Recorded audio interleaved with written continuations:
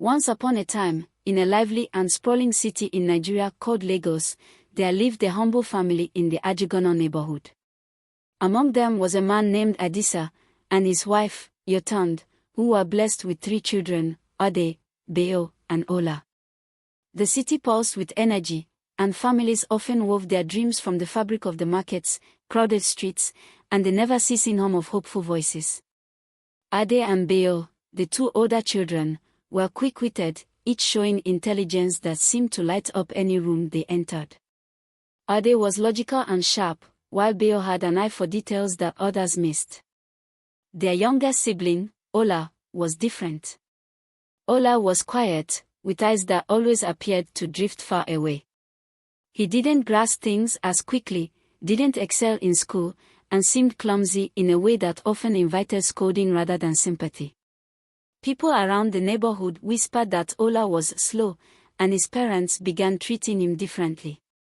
While Ade and Beo received encouragement, praise, and small rewards for their accomplishments, Ola was often left out, struggling to make sense of the world that seemed to move too fast for him.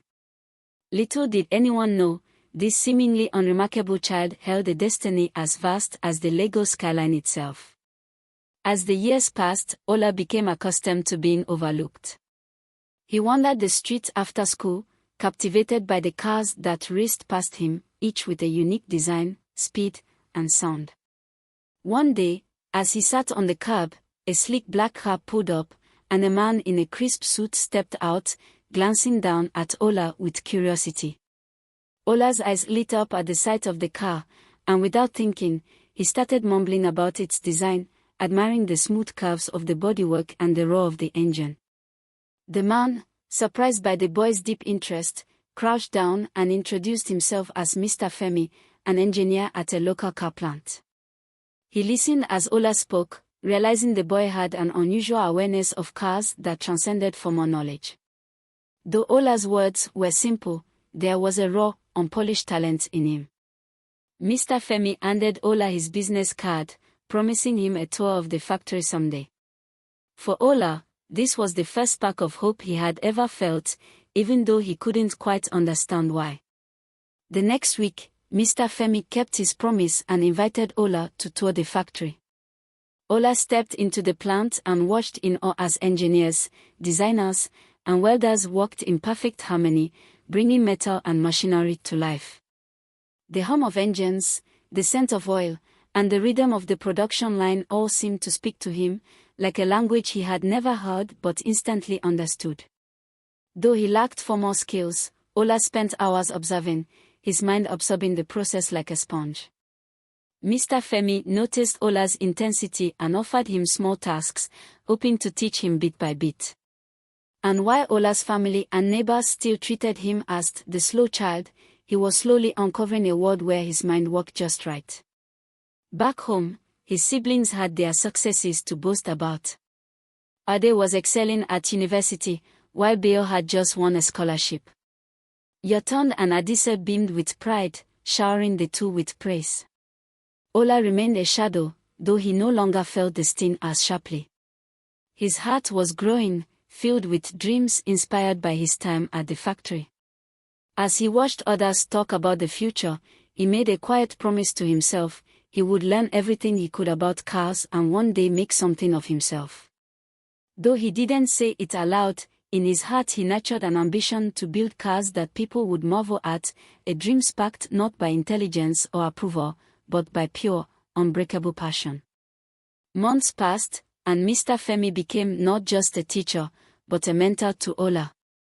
He began giving Ola books and magazines on car design, noticing that despite his struggles with traditional learning, Ola understood diagrams and sketches intuitively. It was like the images spoke to him in ways words couldn't. One day, Mr. Fei pulled Ola aside.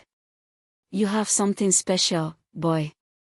Don't let anyone tell you otherwise," he said firmly. It was the first time someone had ever acknowledged Ola's potential, and his heart swelled with gratitude. That night, lying on his simple mattress, Ola whispered to the ceiling, "I will be something great." The city outside, vast and unknowing, continued its pulse, unaware that within Ola, a quiet power was building. One rainy afternoon, Ola watched as neighborhood kids played soccer in the muddy streets. Inspired, he decided to try something. Using scrap materials he'd gathered from the factory, Ola built a small, rough model of a car. The wheels were uneven, and the body was crooked, but it moved. The children cheered as Ola's tiny car sputtered forward, skidding over puddles and through patches of mud. A few adults laughed, calling it a toy, but the children saw the magic in Ola's creation. For the first time, he felt pride swelling within him, knowing that his hands could make things that walked, that moved, that brought joy. From that day on, Ola was no longer the slow one to the children, he was Ola, the car maker. Despite his small successes, Ola's family was unimpressed. His parents chastised him, calling his car models useless. They pressured him to focus on serious work and to let go of childish dreams. Ade and Beo made snide comments, though they were preoccupied with their own accomplishments, shining stars in their parents' eyes. The weight of doubt fell heavily on Ola, and he often felt alone, caught between his family's scorn and his quiet aspirations. One night, he overheard his father telling a neighbor, "Ola will amount to nothing. It's only Ode and Beo we can count on." The words struck Ola like a sharp blow, and he felt something break inside him. But deep within, there was also a spark of defiance. One day, he thought, they will see. One morning, Mr. Fei called Ola with exciting news. "I have a friend," he said, "a designer at a new car company in Abuja. They are looking for young talent, someone who has a fresh perspective." Mr. Fei paused, looking at Ola intently. "I think you're ready." It was a bold offer, but Ola knew he couldn't refuse.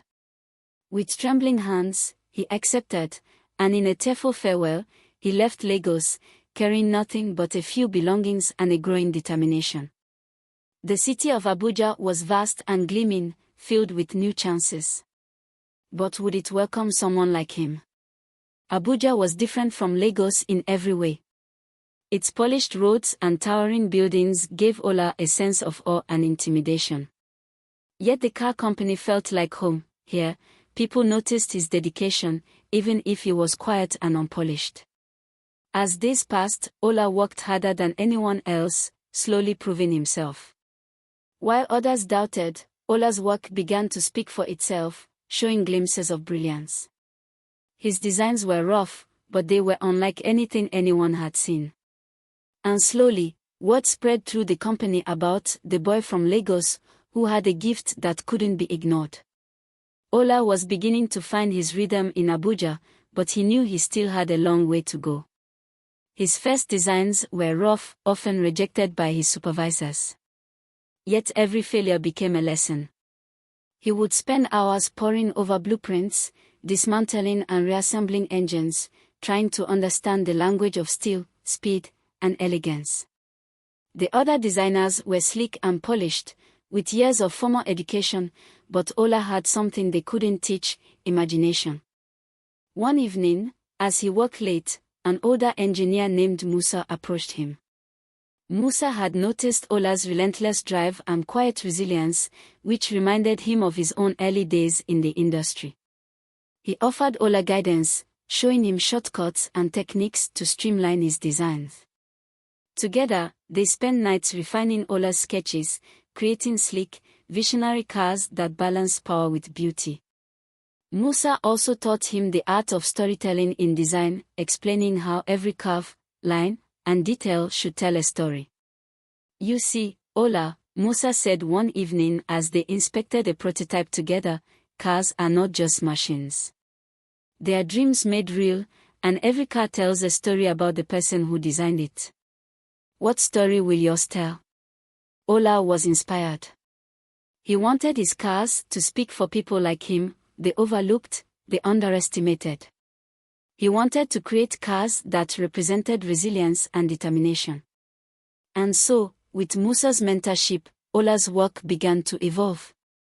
His designs became bolder, more unique, and soon, even his most skeptical colleagues started to take notice. As weeks turned into months, Ola's work grew in recognition. The head of the design department, Madam NECA, a woman known for her sharp eye and exacting standards, noticed the progress in Ola's designs. One day, she asked to see his portfolio and sat quietly as she flipped through his sketches.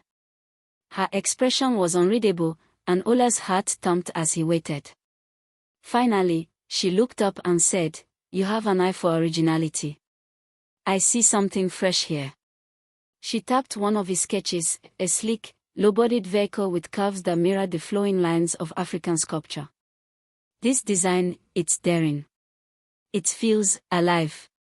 Ola beamed, grateful for her praise. She offered him a chance to lead the prototype development for this model, a role normally reserved for senior designers. It was an opportunity he had only dreamed of, and with Madam NECA's trust, Ola's confidence soared. For the first time, he felt that his work had true meaning and purpose. But with his rise in the company, tensions grew. Some of the other designers resented Ola's rapid ascent. Whispers of jealousy floated through the office.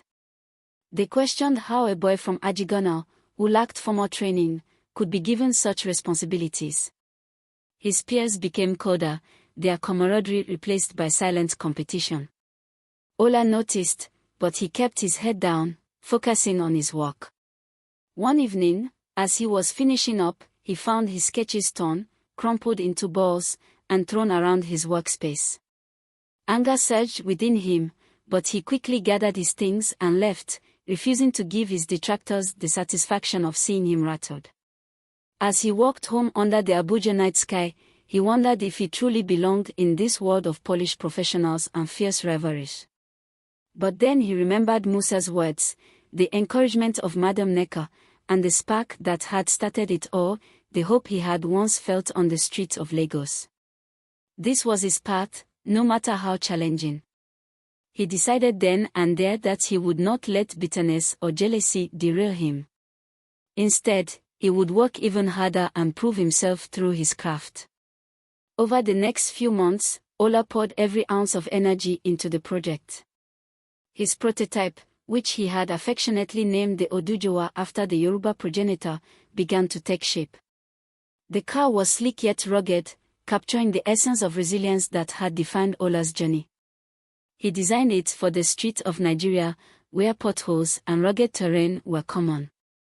Unlike the sleek cars meant for smooth roads, the Odua was both elegant and sturdy, built to navigate both city streets and rural paths. The day of the prototype unveiling arrived, and Ola stood proudly by his creation, his heart pounding with a mixture of excitement and anxiety. Executives from various departments gathered to watch as the Odua roared to life. The car moved with a grace and power that surprised everyone, gliding over obstacles with ease and style. Applause erupted, and Ola felt a sense of pride he had never known. Madam NECA was beaming. "You've outdone yourself, Ola. This car isn't just a machine, it's a statement." Ola's achievement wasn't only a win for him, it was a triumph for every person who had ever felt overshadowed, every dreamer who dared to believe they could break free from the mold. The success of the Odua opened doors Ola hadn't even known existed. After the success of the Odua, Ola's name began to circulate in industry circles.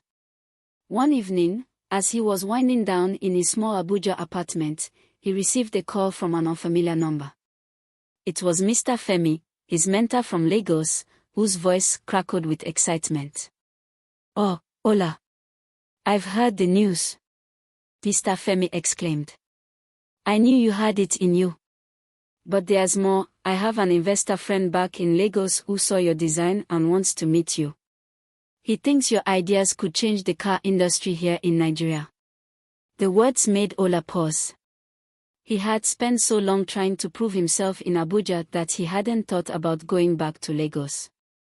But the city of his childhood, with its vibrant chaos and indomitable spirit, called to him.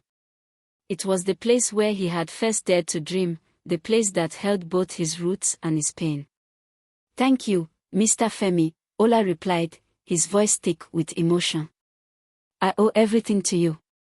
With that call, a new path unfolded before him. There was a chance to return to Lagos, to show his family and his community what he had become. And while the thought was intimidating, it was also thrilling. Ola knew that returning to Lagos meant more than showcasing his success, it meant confronting the shadows of his past. With Mr. Femi's help, Ola arranged a visit to Lagos. He decided to return quietly, without alerting his family, wanting to see his old neighborhood on his own terms. As his bus neared Ajigona, memories flooded back, the dusty streets, the crowded market stalls, the familiar shouts of vendors calling out their goods. Walking through the neighborhood, Ola noticed how little had changed. Yet he felt like a stranger, transformed by his journey.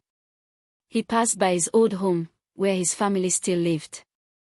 He caught sight of his mother, Yatand, bustling in the courtyard, and his father, Adisa, now grayer and slightly stooped. The sight stirred a mixture of emotions within him. Later that evening, he visited Mr. Femi's home, where the two reunited like long-lost friends. Over dinner, Mr. Femi shared updates about the investor meeting planned for the following week. But as they spoke, Mr. Femi noticed Ola's distant gaze. "Are you ready for this, Ola?" Mr. Femi asked gently. Ola looked up, a hint of uncertainty in his eyes. "I am, but I need to face my family too. They never thought I could do anything worthwhile. Maybe now they'll see me differently." Mr. Femi placed a reassuring hand on his shoulder. "You don't need anyone's approval, Ola. But if you want to heal those wounds, sometimes the best way is to show them what you've become." Ola nodded, feeling the weight of his journey settle within him. He was ready to face his family, his past, and, most importantly, himself. He knew that the story he was writing wasn't just for him, it was for every overlooked child, every underdog who dared to believe in something greater. The following morning, Ola took a deep breath and headed back to his family's home. As he approached the familiar doorway, memories of his childhood came flooding back, some sweet, others tinged with the bitterness of feeling overlooked. He knocked lightly, and his mother, Yetand, opened the door. Her eyes widened in surprise. "Ola," she whispered, as if doubting her own eyes. In the brief silence that followed, Ola saw a range of emotions flicker across her face: surprise, uncertainty, and a hint of something softer. "Mama," he said, smiling softly. "I'm back." Yatan stepped aside, motioning for him to enter, still processing the son who stood before her. Inside, Adisa sat in his armchair, reading a newspaper, while Ode and Beo, now older and immersed in their own lives, were home for a visit. As they turned to see Ola, an awkward silence fell over the room. His father's brow furrowed, uncertain whether to greet him or question his sudden presence. "I've been working in Abuja," Ola began, keeping his tone steady. "In car design." He paused, searching their faces for any sign of pride or understanding. Beo, his second oldest sibling, raised an eyebrow. "Car design? You," he scoffed lightly, his disbelief evident. Yet Ola smiled, undeterred. "Yes," he continued. "I actually led the design for a new prototype that's gaining a lot of attention. I've come back to Lagos to discuss some opportunities, and to see all of you." For a moment, no one spoke. Then, unexpectedly, his father cleared his throat, and his mother quietly offered him a plate of food. While no words of apology or acknowledgement were shared, Ola noticed a softening in his father's gaze, a quiet acceptance that hadn't been there before. And though they didn't say it, he felt the beginning of something that resembled pride. A few days later, the highly anticipated investor meeting arrived. Mr. Femi arranged for Ola to meet with Chief Amodi, a well-respected businessman known for his investments in innovative industries. They met in a sleek, modern office on Victoria Island, with a view overlooking the bustling streets of Lagos below. Ola had never seen a room so grand, and he felt a flicker of nervousness. Chief Amadi entered, a tall man with a powerful presence, exuding the kind of confidence that came from years of success. Yet, there was a warmth in his eyes as he greeted Ola, as if he recognized the determination in the young man standing before him. Ola, Chief Amadi began, scanning the sketches laid out on the table. I've seen your design for the Odua. Impressive work. It's clear you understand not just cars, but also the needs of Nigerian drivers. Tell me, if I were to invest, what's your vision? Ola felt his heart race, but he steadied himself. My dream is to build cars that are truly for Nigerians, he said, his voice growing stronger with each word. Vehicles that can handle our roads, our weather, our cities and villages alike. I want to create something that gives people pride in their country and shows them what we're capable of. Chief Amadi nodded thoughtfully. And how would you make this dream a reality? I've been learning everything I can about car production and design. I know there are challenges, but with the right resources and the right team, I believe we can create a company that not only builds cars but also builds jobs and opportunities here in Nigeria, Ola replied passionately. After a long pause, Chief Amadi smiled. I see potential in you, Ola. You have more than just vision, you have heart. I'm willing to back you.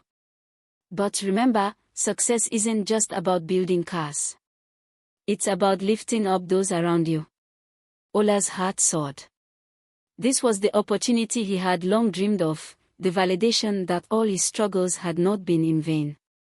With Chief Amadi's investment secured, Ola founded his own car company, Oso Autos, named after Nigeria's Oso Rock, symbolizing strength and resilience. He assembled a team, hiring local engineers and designers who shared his vision. Many were young, talented individuals who, like him, had once been overlooked. Together, they began working on a new prototype, one that would represent the heart and soul of Nigeria. The design process was grueling. Ola pushed himself and his team to perfect every detail, from the engine's endurance to the body's sleek, aerodynamic lines. The prototype, the Phoenix, was designed to withstand Nigeria's unique conditions and exude a proud, unmistakably African aesthetic. But as the weeks turned into months, Ola realized that creating something truly groundbreaking was far more challenging than he had imagined. Every setback tested his resolve, but he reminded himself of the quiet determination that had carried him this far. In moments of doubt, he would think back to his childhood in Abuja and the endless hours he'd spent dreaming of this exact moment. One evening, as Ola was walking through a crowded Lagos market, he spotted a familiar figure buying vegetables from a vendor. It was Musa, his mentor from Abuja, who had moved back to Lagos a few months ago. Ola's face lit up as he approached him, and the two embraced, each delighted by the unexpected reunion. Musa. You'll never believe it, Ola began, recounting his new venture. I'm starting my own company, Oso Autos. Musa's eyes sparkled with pride. Oh, I knew you'd do it. You always had the spirit of an innovator. Tell me, how's it going? Ola explained the challenges he'd been facing, the pressures of leading a team, and the constant fear that he might not succeed. Musa listened intently, nodding, before placing a firm hand on his shoulder. Remember, Ola, he said softly, great things are never easy. You're not just building a car company, you're building hope for those who've been told they are not good enough. Don't give up now. I'm here for you, just as I always have been. The encounter reignited Ola's determination. With renewed energy, he returned to work, leading his team with greater passion and patience, determined to see his vision through. Finally, the day arrived. After months of relentless work, Oso Autos was ready to unveil the Phoenix. The car was a masterpiece, sleek, powerful, and uniquely Nigerian.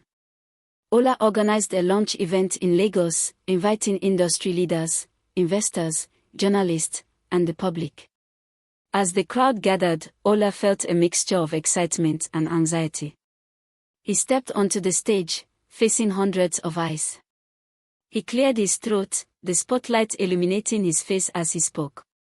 "Ladies and gentlemen," he began, "today, we are not just unveiling a car.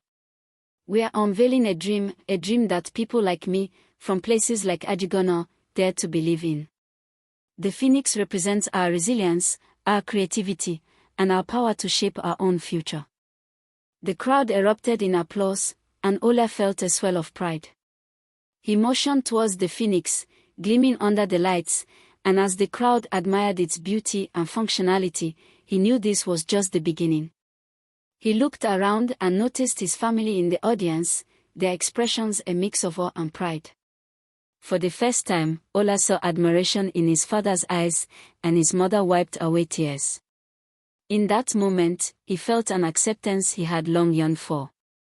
His family now saw him not as the slow child, but as the visionary he had become. The phoenix became a sensation, not only for its design but also for what it symbolized, a new era in Nigerian industry, driven by local talent and innovation. Orders for the car poured in, and also autos quickly grew, creating jobs and opportunities for countless Nigerians.